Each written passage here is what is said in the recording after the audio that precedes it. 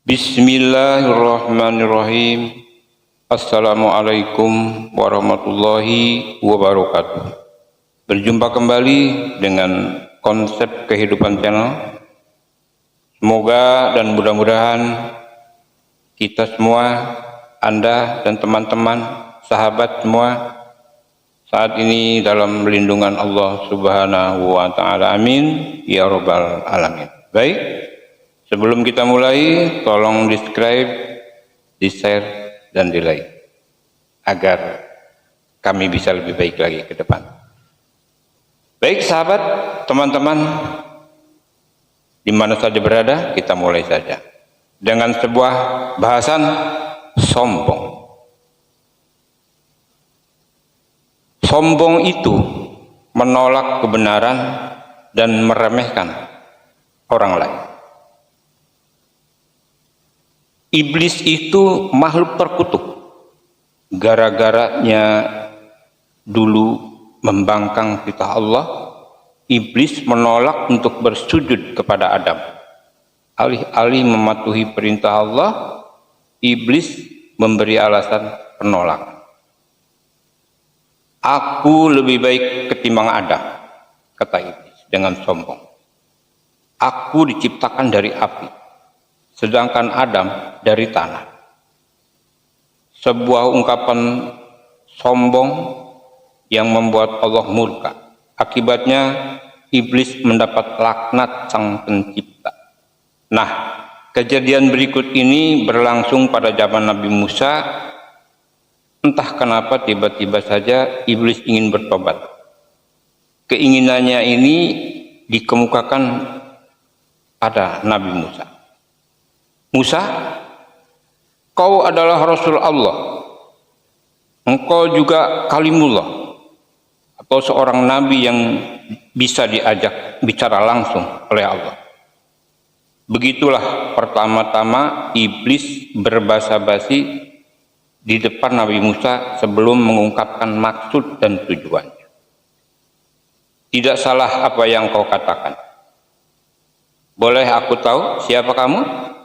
Aku ini iblis. Kaget juga Nabi Musa mendengar nama itu disebut. Ini pasti ada apa-apanya. Langsung saja, apa yang kamu mau? Bentak Nabi Musa setelah tahu bahwa sosok yang ada di hadapannya ini adalah musuh manusia sepanjang hayat. Aku mau minta tolong. Katakan saja. Tidak perlu bertele-tele, jawab Nabi Musa. Tolong sampaikan kepada Allah bahwa aku ingin bertobat kepadanya. Untuk kedua kalinya Nabi Musa kaget. Bahkan lebih kaget ketimbang yang pertama. Iblis mau bertobat. Apa tidak salah? Meskipun kaget, akhirnya Nabi Musa bersedia menyampaikan keinginan iblis itu kepada Allah. Barangkali saja dia benar-benar ingin bertobat. Nabi Musa kemudian bermunajat, beliau menyampaikan keinginan iblis untuk bertobat kepada Nabi Musa. Sebagai respon atas munajat Nabi Musa ini, Allah menurunkan wahyu berikut. Musa, sampaikan kepada iblis, aku tidak berkeberatan memenuhi keinginannya. Namun, ada satu syarat yang harus dia penuhi. Terlebih dahulu, dia harus bersujud di kuburan Adam. Jika dia mau, aku akan mengampuninya. Ternyata gayung bersama. Iblis tidak bertepuk sebelah tangan. Keinginannya dikabulkan walau dengan syarat. Nabi Musa sendiri merasa senang mendengar kesempatan emas ini. Senang kalau iblis bertobat. Artinya di dunia akan menjadi aman. Segera saja berita gembira ini beliau sampaikan kepada iblis. Bagaimana Musa? Tanya iblis penasaran, sebagaimana Musa juga penasaran dengan jawaban iblis. Tobat engkau diterima. Iblis melonjak gembira. Senang juga mendengar kabar yang menyenangkan ini. Ternyata masih ada kesempatan untuk perbaiki diri.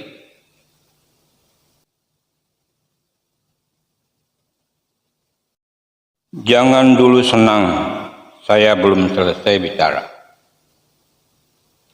Memang ada apa lagi? Tanya iblis sambil mengernyitkan keningnya. Engkau harus bersujud di atas kuburan Nabi Adam. Kali ini iblis bermuram durja. Wajahnya merenggut, menahan amarah yang membuncah-buncah. Hai Musa, dulu saja waktu Adam masih hidup, aku enggan bersujud kepadanya. Masa sekarang aku harus bersujud kepada Adam yang hanya tinggal jasadnya saja? Tidak, aku tidak akan bersujud, tegas iblis dengan penuh kesombongan. Dalam bahasa Arab, sombong disebut kibir atau takabur. Akar kata kibir adalah kubura, yang berarti besar. Orang sombong berarti orang yang merasa dirinya besar dan memandang orang lain kecil.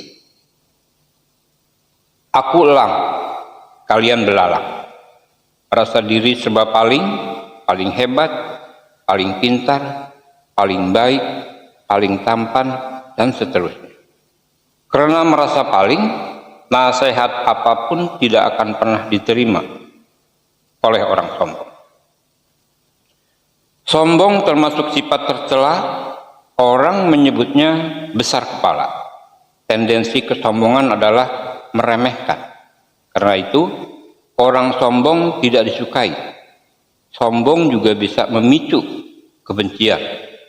Jelas, sebab mana ada orang yang mau diremehkan di depan banyak orang. Perilaku Rasulullah Shallallahu Alaihi Wasallam sangat anggun. Sikap dan tutur katanya jauh dari kesombongan. Padahal beliau adalah seorang pemimpin besar. Demikian pula para sahabat yang meneladani beliau. Mereka adalah orang-orang yang rendah hati dan senantiasa menghargai orang lain. Sikap sombong sangat dikekang dalam Islam. Ibnu Mas'ud meriwayatkan bahwa Rasulullah Shallallahu Alaihi Wasallam bersabda, tidak akan masuk surga orang yang di dalam hatinya ada secuil kesombongan. Ada yang berkata, bagaimana dengan orang yang suka mengenakan pakaian bagus dan sandal bagus? Beliau berkata, Allah itu maha indah. Dia menyukai yang indah-indah. Sombong itu menolak kebenaran dan meremehkan orang lain. HR Muslim. Sebenarnya apa yang perlu disombongkan? Banyak harta juga pada akhirnya sama. Semua akan dibungkus oleh kain yang sama. Kaplingnya juga kurang lebih sama. 1 kali 2 meter. Tidak lebih. Bahkan baku manusia juga tidak berbeda. Sama-sama diciptakan dari main-mahin air yang hina. Tidak sepantasnya manusia merasa mulia karena rupa.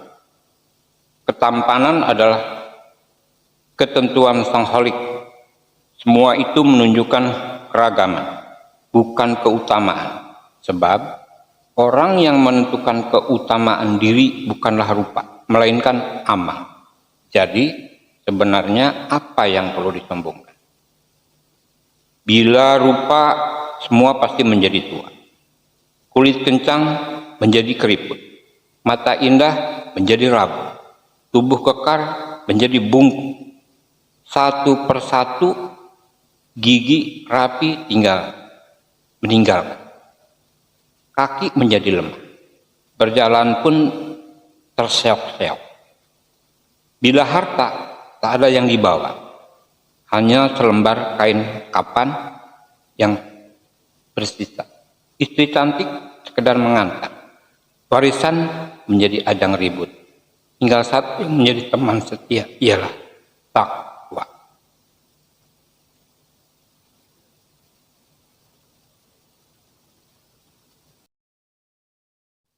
Baiklah sahabat dan teman di mana saja berada tentunya yang masih setia bersama channel Konsep Kehidupan. Kita lanjutkan ayat-ayat Allah tentang celaan sifat sombong. Allah berfirman yang artinya, Aku akan memalingkan orang-orang yang menyombongkan dirinya di muka bumi tanpa alasan yang benar. Al-Quran Surat Al-A'raf ayat 146. Yang kedua, demikianlah Allah mengunci mati hati orang yang sombong dan sewenang-wenang. Al-Quran Surat Al-Ghafir ayat 35. Yang ketiga, dan mereka memohon kemenangan atas musuh-musuh mereka, dan binasalah orang-orang yang berlaku sewenang-wenang lagi keras kepala. Al-Quran Surat Ibrahim ayat 15. Keempat, sesungguhnya orang-orang yang menyombongkan diri dari menyembahku akan masuk neraka jahanam dalam keadaan hina. Al-Quran Surat Al-Ghafir ayat 60. Kelima, sesungguhnya Allah tidak menyukai orang-orang yang sombong. Al-Quran Surat An-Nahl ayat 23. Keenam, masukilah pintu-pintu neraka jahanam itu, sedang kamu kekal di dalamnya. Maka neraka jahanam itulah seburuk-buruknya tempat bagi orang-orang yang menyombongkan diri. Al-Quran Surat Az-Zumar ayat 72.